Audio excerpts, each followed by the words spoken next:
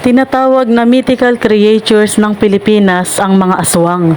Totoo ba talaga sila? Saan sila galing? At bakit sila nag-i-exist sa mundong ito? Sikat na sikat sa atin ang istorya ng manananggal, tiktik, wakwak at kung ano-ano pa.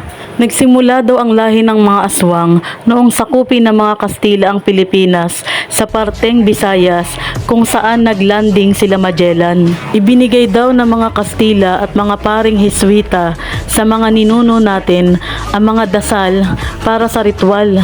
At dahil kulang nga sa kaalaman ang mga ninuno natin, ay binasa nila ito ng paulit-ulit nang hindi nalalaman kung ano ang ibig sabihin ng binabasa at kung ano ang magiging epekto nito sa kanila. At kung ano-anong mga talisman at bato ang ipinalunok nito sa kanila nang hindi nila alam kung ano ang mangyayari sa kanila.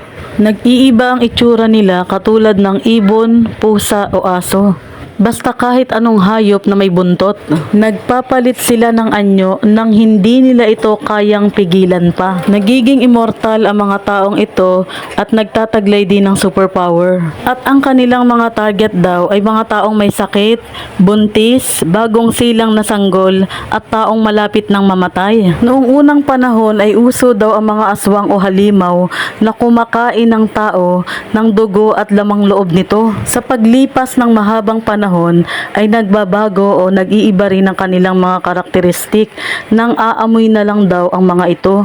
At meron pa nga itong mga connivance o tandem na tinatawag. Kung malakas daw ang hiyaw ng ibon ay nasa malayo pa ang aswang. At kung mahina naman daw ang hiyaw ng ibon ay yung aswang na kasama niya ay nasa malapit lang. Bawang at asin at buntot pagi raw ang ipinanlalaban dito. At tubig daw with holy prayer. Sa henerasyon natin ngayon ay nabubuhay pa rin daw sila at nagkalat sila sa iba't ibang panig ng Pilipinas.